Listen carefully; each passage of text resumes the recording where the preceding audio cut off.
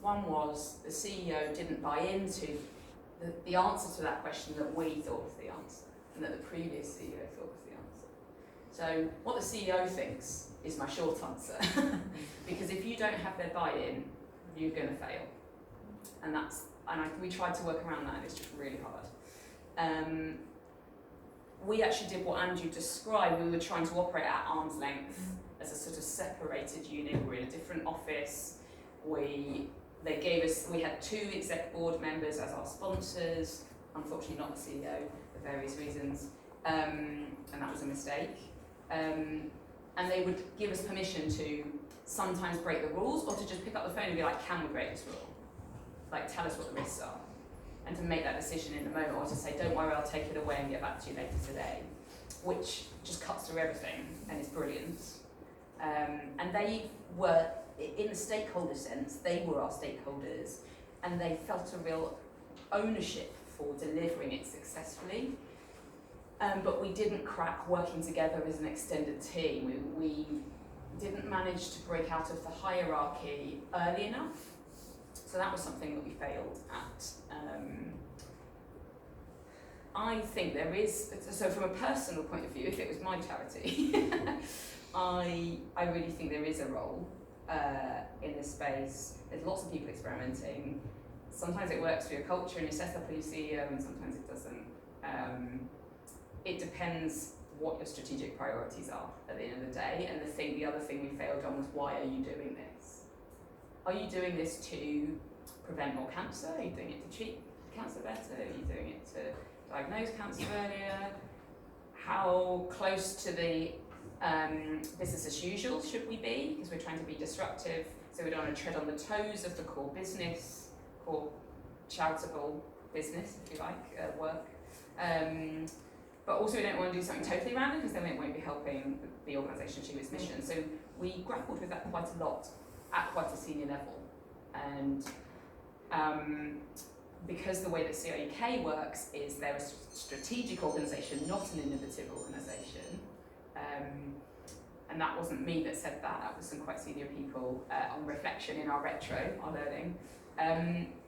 They're just not really, the way they like to come to those strategic decisions is through lots of thinking and talking to each other and writing reports and logical stuff, rather than visioning and business thinking. So what suited them was not what we did. That was my biggest learning, I suppose, summary.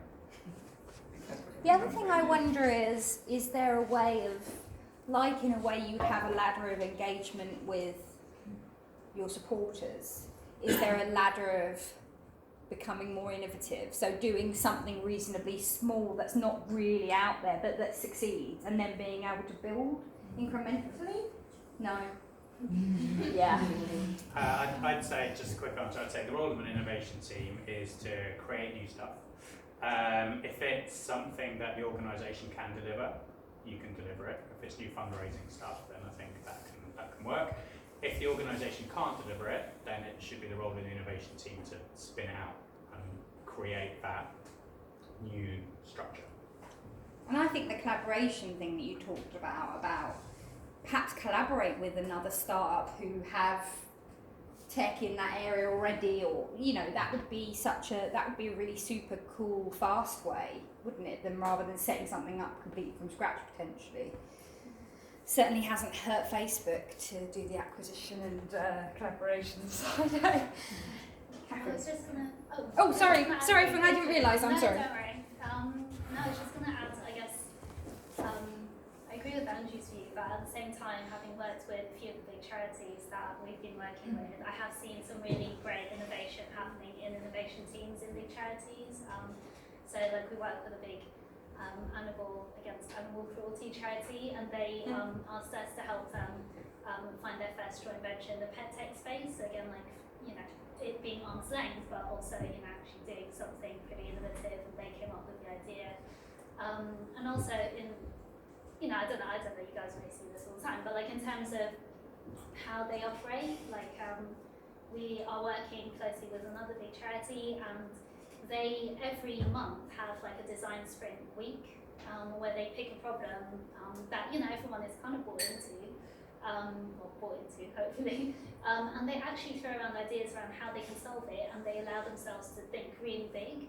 And actually through that, we've matched them with developers who then help them experiment with MVPs, like minimum viable product and that kind of stuff. So I feel like there is innovation happening, maybe just not as quickly or as you'd hope. Thank you. Catherine? It's a quick question. And maybe you start to answer that one, but so I think sometimes innovation doesn't always happen if we don't have space to have an imagination about things, or a new economic imagination, or just imagination to use what we already have. So what tips would you three have for helping us fuel our imaginations to have some ideas that might push some boundaries? Surely Mel, that question. We've got to start with Mel. There's so many great books out there answering that question. First of all, so get on Amazon and buy all the bestsellers. That's my instant tip. Also, your imagination is fueled A, by the people you're asking, you're involving, and B, and their diversity, and B, by the stimulus you're getting into your brain and where that's coming from. So if you're reading the same stuff, listening to the same podcasts, talking to the same people, you're not going to arrive at anything new. If you want a book list, catch me afterwards. Yeah, I think for me, I don't know, it's maybe a small plug, but I went to one of my friends actually runs something called trend spotting. And basically what they do is they look at trends across the whole world and bring together kind of things that are happening in different industries that you maybe didn't think were a pattern, but they really are, and kind of tries to predict what the future might look like. So for example, I guess like hyper-personalization, like how now you can get vitamins that are specific to you because you take a blood test every month and you send it in, and then it actually says you're deficient in X, and it kind of, the vitamins evolve as you evolve as a person. So, if that is the standard going forward, in terms of where products are going to be, how does your business fit into that? So actually having a few themes that you can think about that might be from outside your industry, but applying them to your industry can be quite interesting. So that's something I'm thinking about at the moment. I'll just be really quick, and I'm guilty of this myself, so I can't really preach, but you just need space. Like if you're trying to be creative and you've got 20 things on your to-do list, and you're like, what, I've got 20 minutes? Jot down, you're screwed, aren't you? So you just need time to think, to be honest, and you've just got to clear shit out and find time, and do all of this, but unless you have time, you're just not going to get anywhere. There's a really fun innovation game called Scamper. I don't know if anybody's ever tried it, and it basically, you look at whatever you're trying to do, so take something like a bake sale, you want to reinvent your bake sale, and then you go through the acronym Scamper, and like the R is reverse it, so if you reversed the process of a bake sale, what would it look like? Could you do that? And it's a really cool tool. I'll circulate it because it's on Mind Tools online. It's really fun. So that could be a game that you could try as well, just sort of to get your brain to play with an idea that you may have a certain fixed view of. So that would be something I've used that I've really enjoyed and found we came up with wild ideas, like a reverse bake sale, so you just donate the items to make the cakes and then they can be sold later. It's just bizarre things like that come up but I'd never thought of before. So anybody else got another question? Gosh, I have no idea who was first, but I think Ella's had his up for a while. Thanks. So I'm Fella Hughes from Radar. We're startups with a good platform. You sell the stuff you don't need anymore and donate it to charities. So it's like an online charity shop. So question to Mel actually, but actually Andrew, I think you probably got some input here. How old are you? Just picking up the point you said earlier on about internal politics within charities. One of the challenges we have when we're approaching some of the big charities coming on board is that we have some people who love what we're doing in that charity, and then other people literally saying it's a competition to something we already do. How do we navigate Go find a different charity. Yeah, that. That is so impossible. Honestly, we had an experience where me and some colleagues were trying to onboard a volunteer opportunity app called Golden. It took literally a year to figure out that we were never going to get it through the organisation. Unfortunately, for us and the startup, I mean, goodness, we tried not to waste their time, but it was properly like banging your head against a brick wall.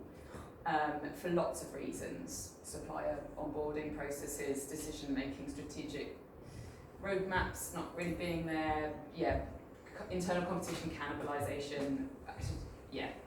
I would recommend starting somewhere else that gets it and then showing that to other charities and being like, hey, these guys have had amazing results. That's all I can suggest. Sorry. Yeah, we've had similar experiences, so I'd say. Sorry, it's not very sexy. Okay. Veronica. Good memory. Hi, I'm Veronica from Work for Good. Slightly piggybacking on Bella's question there, probably for Andrew and is there a hub or a network of charities who are very forward-thinking and interested in the startup space and really looking to diversify income? Is the first question. And how will one find it? Is the second question.